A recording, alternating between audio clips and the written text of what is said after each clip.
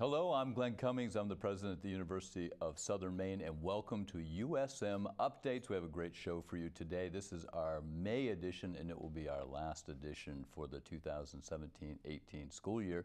We have a good show, and it starts off with a fabulous discussion about one of our more notable national programs, our program in linguistics and ASL language. We'll hear a little bit more about that. We'll also be talking to you about our sustainability program, which is second to none in the state of Maine. And finally, we'll be talking to some very successful USM graduates. So to start us off, we are with Judy Cagle, and Judy Shepard Cagle, excuse me, and she has been sort of a guiding star, not only for USM, but nationally. We'll get back to you in just a minute. With her is Regina Temple. She is an ASL student and has been under the tutelage of Dr. Shepard Cagle for a while. And we have with us Marisa Zastrow, is that how to say it? She is our practicum supervisor, and welcome to all three of you. Glad to have you on the show. Dr. Shepard Cagle, could you talk a little bit about, so by the way, you've gotten wild acclaim for the stuff you've done, and I'm just going to embarrassed to tell you, until I read that front cover of the Press Herald story about 3 weeks ago, I was like, oh my God, I didn't realize what a national reputation you personally had, so congratulations. Well, thank you. So thank you. Tell us a little bit about the linguistics program, why it's so important, and how you got it off the ground. Well, the linguistics department was there before I got there, but I was part of making it into an official major. Yeah. And it's the only one in Maine. Yeah. It has various prongs to it. So we have general linguistics, sort of a theoretical approach to linguistics. We have speech language. Can I just stop you right there? So what exactly is linguistics? Like if somebody's out there looking at you, they kind of know what sociology is or political science or physics, but when you say linguistics, what does that mean? Linguistics is the scientific study of language from the point of view of language being a function of the human brain. Yeah. Yep. That's the best way, I think, to look at it. Sure, how people communicate. Yeah, it's not how many languages you know. Yeah. Yeah. It's what you know about how language is part of our human endowment. Interesting, fantastic. So you were talking about different branches. One is linguistics. Right, so we have general linguistics, speech language sciences, and then we have the American Sign Language English Interpretation concentration, which is one that I'm very involved in, as well as an ASL linguistics concentration. Okay. And just this year, which is really exciting, we've brought in all these spoken languages, so we now have a Spanish concentration and a French concentration. And wow. It's a very exciting department to be in, with a lot going on and a lot of cross-fertilization across a variety of areas. So just briefly, so when somebody graduates from your program, what did they go out and do? Did they become interpreters, perhaps? The bulk of them become American Sign Language English interpreters. A large number of them also decide to maybe go into direct services where they use their ASL and improve their communication and engage with the deaf community more. Some of them then come back to interpreting. Others find that they just actually love that particular path and follow it. What's striking is almost every graduate we've got leaves to go into some related field working with deaf people. They don't tend to go off and do something completely So speaking different. of somebody on that path, we have with us Regina Temple, and you're a transfer student, but you've been with us for 3 years. You're about to I guess, enter your senior year, is that right? I'm in my senior year. You're in right your now. senior. Are you going to graduate in just a couple weeks? Yeah. Congratulations. Thank you. Tell us a little bit about your interest. Sounds like you're a perfect example of what Dr. Shepard Cagle is talking about. You're on that pathway. Tell us a little bit about what drew you into the program and what you hope to do next year. Yeah, well, I was living in North Carolina when I decided to move to Maine for this program specifically. And I was really drawn to the fact that it was under the umbrella of linguistics. And I saw that Judy and Dana, the people in charge of the program, were very reputable. And I also just love the major in general. Yeah. So how good are you at sign language now? Can you really do it? I don't know how to answer that I was at an question. event at the ACLU on Monday night, and the interpreter. I'm just amazed. There's so much expression. I mean, you know, talk about the ability. I mean, most of us would talk and just, and this is just full-on body movement, and it was captivating in its own sake. And is that something you want to do? Would you like to be an interpreter for large crowds and individuals? I'm sort of open to seeing what my skill set ends up being. My plan is to really immerse myself in the language and continue working on my skills.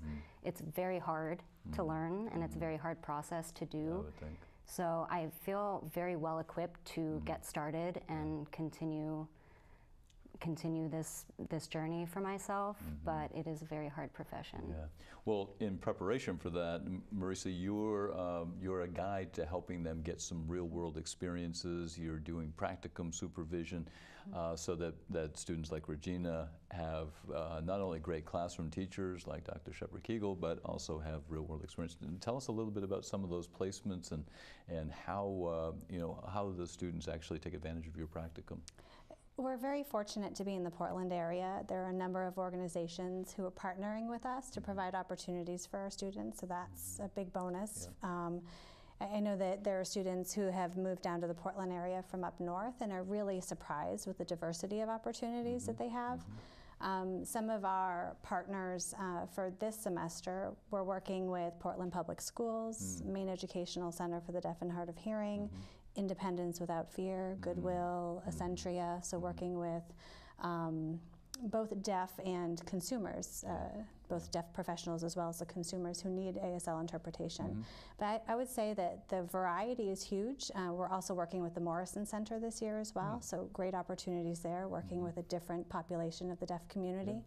So just really happy that they've been able to touch on so many different opportunities in theater and human rights marches in downtown Portland. So just the experience has been intense. And Regina, for you, what has been your practicum experience? What have you done? It's been all across the board. Oh, really? From medical appointments to political rallies to team leadership meetings. Do you have a favorite thing? Do you like being out at a huge political rally, or do you prefer to be in a kind of a private, just one-on-one conversation and translating? I like both, actually. I'm really drawn to medical interpreting. Interesting. So I feel like I want to see where that takes me. Yeah, and how important that communication is when somebody's vulnerable around their health, and it's a big issue. Dr. She did some interesting sight translation work with deaf immigrant population here in the Portland area, working on preparing people for things like driver's tests. So she's had a real range of experiences. It's been good. That is, by the way, the USM story. We are always trying to put our students in, thank you, Marisa, we're always trying to put our students together with real-world experiences, because this is, by the way, this reflects the three of you, the best of what our students want. They want excellence in the classroom, what they would get from somebody like Judy or Dana, and then they want the real-world practical experience. So help me actually be able to get a job and to be able to demonstrate that I'm skilled. So it was wonderful.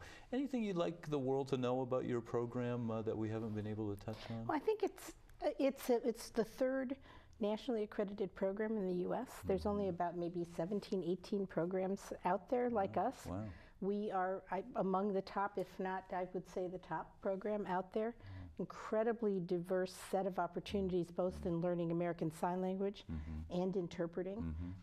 And we are unique in that we're designed for both interpreters who are deaf themselves and interpreters who can hear together in the classroom from the get-go. The one thing I think is really important is we admit, and it ties with community, we can get our students halfway there. We can get them the book learning, we can get them the ASL, we can get them the techniques, but the deaf community in Maine gets them the rest of the way. And that's the essential recognition of our program, and I think it's what makes our program good and strong. More than good, excellent, and thank you for being here. Thank you, Dr. Judy Shepard-Keegle. We just appreciate your leadership in the department and what you're doing for students like Regina, and thank you for your work, Marisa, in helping it make it very real. And when we come back, we will be talking about some USM sustainability initiatives and our eco-reps that are out there helping us get more carbon-free. And we look forward to talking to them in just a few minutes. You can't change the whole country, but you can always make a difference in where you're at. The University of Southern Maine gave me a big opportunity. I found my classes challenging, but at the end of the day, there's always like a take back. That's what drives me to learn more. This is the University of Everyone. Find yourself here. Hello and welcome back to our second segment of May USM Update. Again, I'm Glenn Cummings, the president of the University of Southern Maine, and we're here to talk with some people who are really helping us get really much better about our sustainability initiatives, not just here at USM, but around the whole region. So starting to my right is Chelsea Malakara, and Chelsea is our education coordinator for sustainability. She works with what's called Eco-Reps, among other things that you do to hold us accountable for reducing our carbon and being gentle on the environment. And with her is Asia D. Benedetti. Did I say that right? Yes. Okay, thank you. And Asia is a second-year student, and you are what's called an Eco-Rep. We're going to come back to what an Eco-Rep actually means. And then finally, we have Carrie Grantham. Carrie Grantham is a graduate, 2004 graduate of USM, and is the sustainability coordinator for the town of Scarborough. So an alumna going out there doing great things. I want to hear about that in just a minute. Let's start off with Chelsea. You've come on board this year, but you actually are a USM graduate, and right. you're in our environmental science and planning division. Got your BA here, and now you're coming back to help us get really strong about sustainability. By the way, I just want to say, so my doctoral dissertation is about higher education sustainability, so I have a big interest in these great universities that have done some great things that are role models to me, UNH and Arizona State. Chelsea, tell me, what are we doing here? What are Eco-Reps, and what kind of things are you doing to help USM become more environmentally ethical?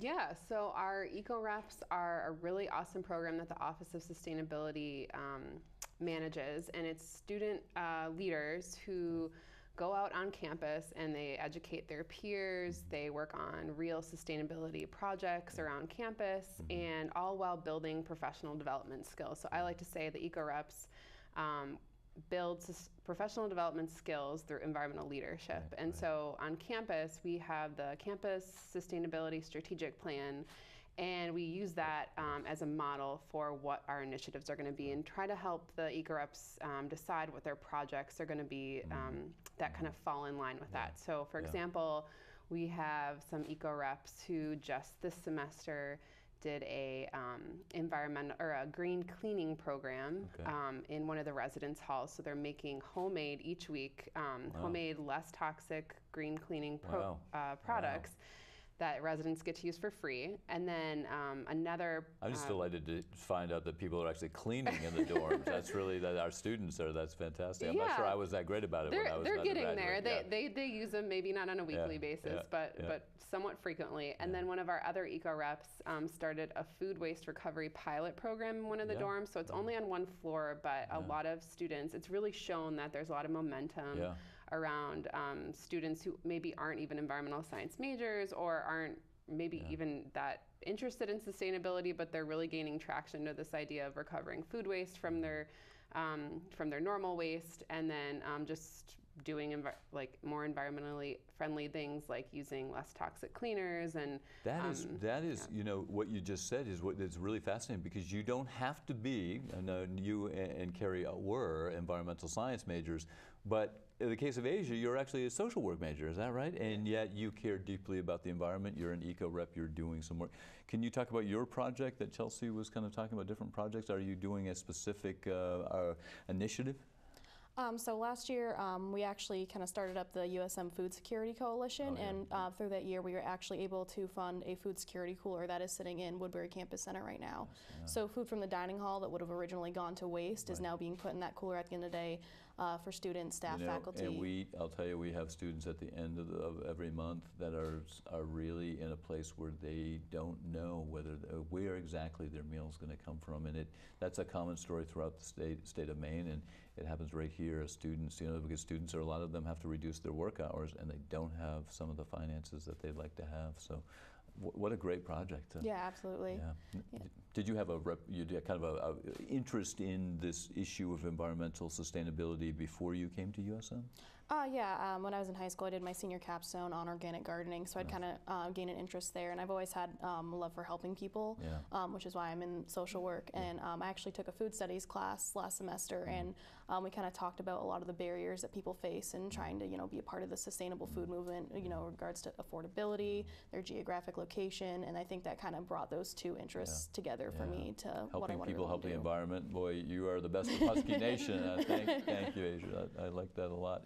And Carrie, so you're out there actually changing an entire town's way of life, and probably no town has grown more in the last 5 to 10, 15, 20 years maybe as the town of Scarborough. So you're out there. Tell me what your job is like as you use all your skills learned at USM on the town of Scarborough. Every day is different, even every minute's different in municipal government. So I work for 3 different departments for the town of Scarborough: planning, public works, and community services. So I cover sustainability initiatives from waste, watershed management, utility reduction, and also I manage the piping plover monitoring program. Oh, wow. Landing on Scarborough beaches and in the marshes. We have a robust volunteer program. Yeah, wonderful.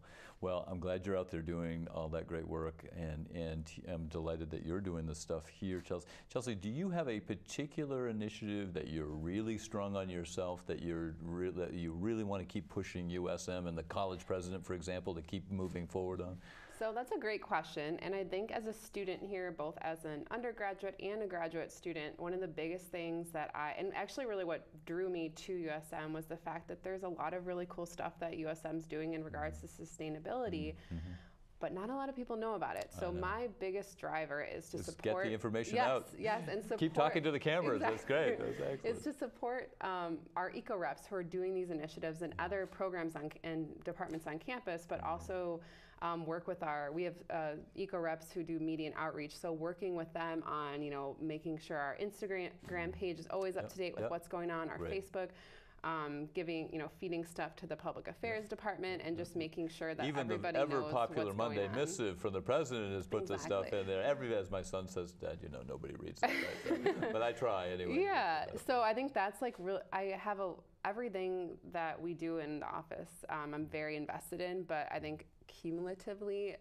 getting the word out there, not just in the campus community, so we have more synergy between the campuses and the different departments, but in the greater Portland area is really important to me. Well, thank you for getting that word out, because 72% of students in America say that the environmental principles of the college or university they attend will make a decision in where they attend. Right, so 72% of them say it's a factor. It may not be number one factor, but they're thinking about, are you actually doing anything to help make the environment better? One of my favorite quotes from Tony Cortese, who started Second Nature, was, sometimes we'll say, well, why are colleges so focused in on sustainability? They're only less than 0.5% of all the land mass in America.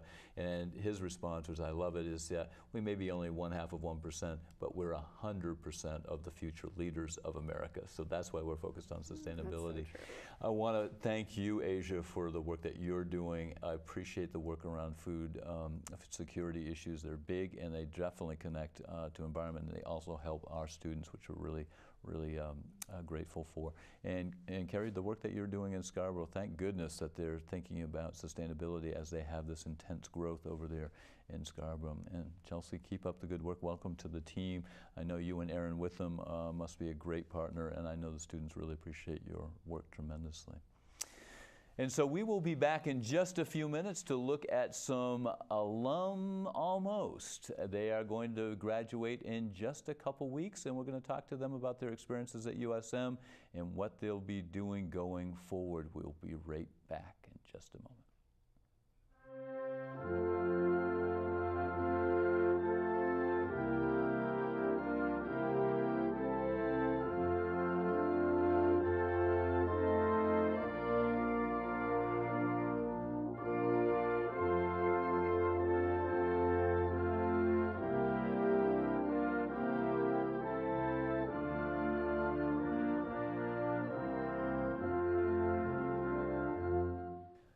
Again, I'm Glenn Cummings, and welcome back to USM Update. This is our third and final segment of our final show of the 2017-2018 school year. We're delighted to have with us three about to graduate seniors who have all had tremendous academic achievements here at the university. And we're honored that you took some time. To my immediate right, Brian Waring. Brian, you are a composition, musical composition and performance major, and we'll come back to your pretty exciting things that you've done here in that context. And congratulations to Melissa Cunningham. Melissa not only is completing our nursing program, but two big things about Melissa. One, you are a Jack Kent Scholar, and that is extremely difficult and very prestigious national award to get funded for your education. And you just got into our master's program in psychiatric nursing, so congratulations, delighted to have you with us.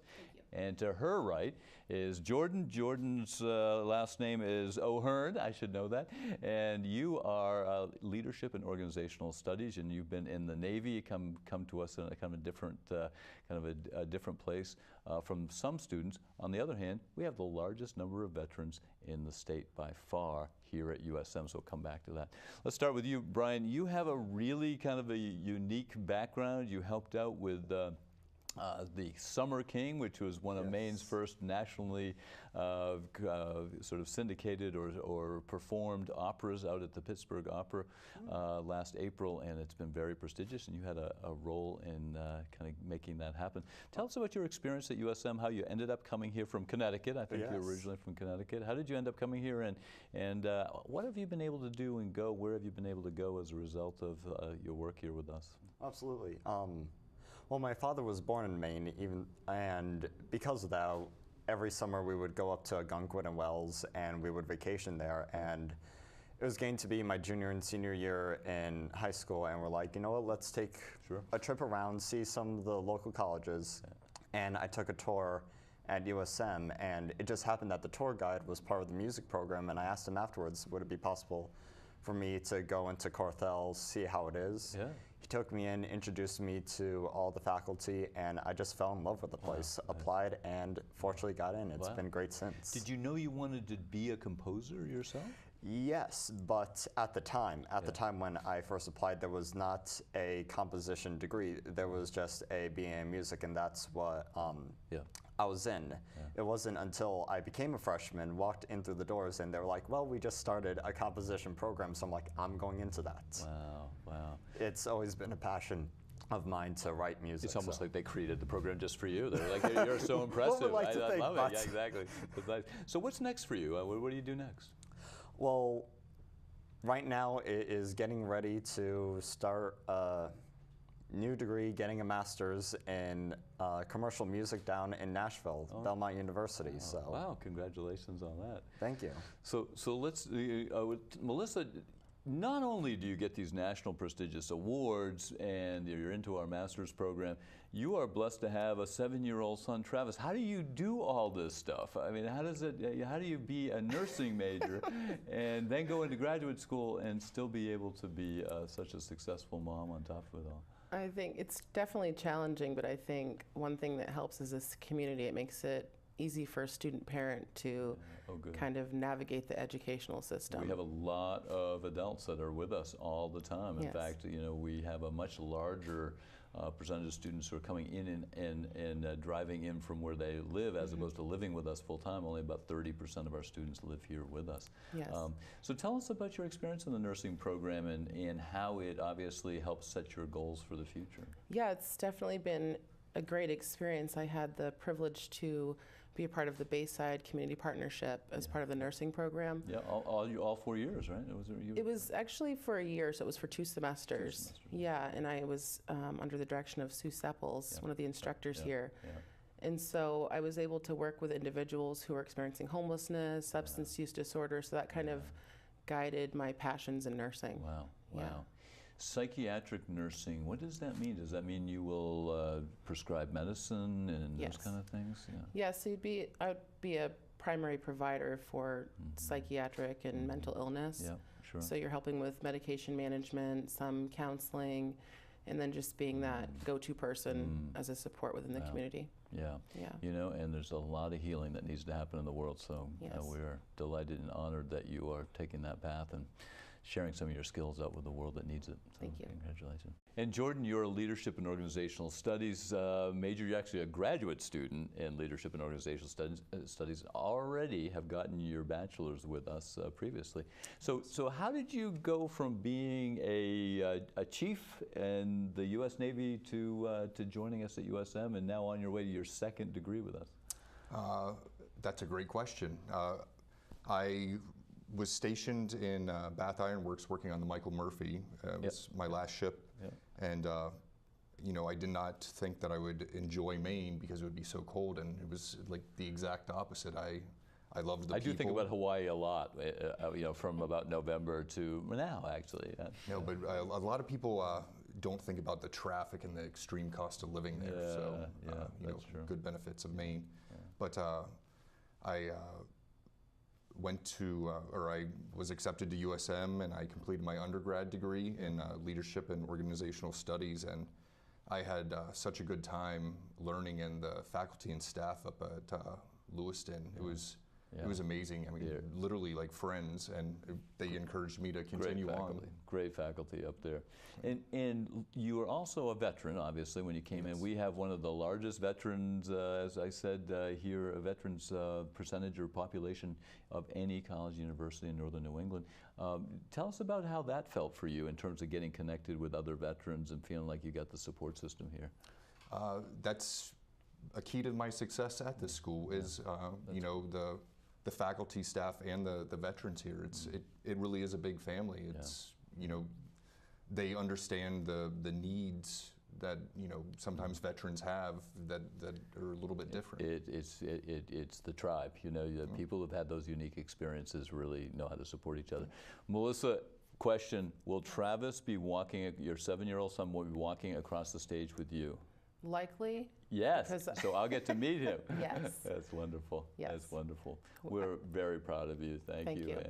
And Brian, you are you going to be composing any music that we should know about? Is that going to be part of your are you going to do something for graduation which you leave us with a beautiful song at the end?